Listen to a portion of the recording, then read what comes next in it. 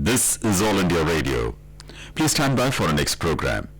This is All India Radio. You will now hear comments from the press. The Hindu in its editorial titled "The Secondary Monsoon" says there is little understanding of the behavior of the Indian Ocean and monsoon impact. India's most torrential monsoon in a quarter century officially ended on Wednesday. This has been the most delayed withdrawal of the monsoon since 1961, but both the quantity and the timing have had no effect on the onset of the northeast monsoon, which officially commenced on Thursday. The northeast monsoon rains contribute about 20% of India's annual rainfall and span from October to December, while the southeast monsoon has been obsessively studied for centuries and there are well-established correlations. For instance, temperatures in the Central Pacific or land surface air temperature in northwestern Europe between them, as well as the quantity and distribution of monsoon rainfall, no such determining parameters exist for the northeast monsoon. At best, meteorologists have now progressed to giving a broad outlook of how the rains could pan out over the next few months. This year, however, is particularly significant. Monsoon rains in South India have been 15% above normal. In Andhra Pradesh, Telangana, Karnataka, Kerala and Tamil Nadu, where the Central Water Commission monitors over 30 reservoirs, their water levels were 44.2 billion cubic meters or 84% of their total live capacity and much higher than the 10-year average of 66%. This means that excessive rains in the coming months could contribute to the saga of urban inundation. Among the signatures of global warming is intense rainfall being concentrated over short spells and pockets and long periods of drought. The El Nino phenomenon, which has been linked to the abnormal warming of the equatorial waters of the Central and Eastern Pacific, has been connected with the failure of the southwest monsoon. However, researchers over the years have noted that this had an opposite effect on the northeast monsoon, leading to more voluminous showers in the winter and particularly over South India. There is a paucity in understanding the behavior of the Indian Ocean and its influence on the monsoons, with climate change set to alter the ocean temperatures around the Indian neighborhood. Giving more importance to understanding the vagaries of the northeastern monsoon ought to be among India's key prongs to adapting to climate change. The Pioneer, in its editorial titled "Still Too Hungry," writes, according to estimates by the United Nations Development Programme, nearly 40% of the food produced in India is wasted or lost, and this costs the country 1 lakh crore rupees every year. And yet, according to the Global Hunger Index GHI, that measures the level of hunger and undernutrition worldwide, India has slipped from the 95th rank in 2010 to the 102nd in 2019. The four indicators for the index are undernourishment, child stunting, child wasting, and child mortality. Alarmingly, over 1 in every 5 children in India is wasted, low weight for height, the highest for any country. Today, the country has become the largest exporter of rice in the world. We are the second largest producer of both rice and wheat. Between 2012 and 2015, 3 years, India exported 63 million tons of grains. Besides, now we have a smart buffering capacity to deal with shortages and crisis. Why then are we slipping on hunger targets? First, we need to adopt better strategies for storage and avoiding rotting. Latest data shows 4,135.224 metric tons of food grains were wasted. We need to curb food wastage at every level, right from harvesting, transporting, processing, packaging to consuming, that is caused due to the loopholes in the transport and infrastructure system. Plus, we have the archaic public distribution system to blame for the inadequate and patchy supplies. Many times, even those who are the right candidates for the food subsidy are excluded on the basis of differential below poverty line status, as the criteria for identifying a household is arbitrary and varies from state to state. Undoubtedly, several nutrition schemes are in operation but aren't properly implemented. The Business Standard, in its editorial titled "The Nutrition Crisis," writes, much concern has rightly been expressed about India's rank on the Global Hunger Index, composed of several indicators including child wasting, child stunting, child mortality and undernourishment. The paper writes, the focus must now be on ensuring that vulnerable Indians, particularly children, get access to a nutritious and balanced diet. Ensuring the distribution of hot cooked food of vegetables and proteins in midday meal would be a good starting point to address the hunger issue. Those were the comments from the press presented to you by the News Services Division of All India Radio.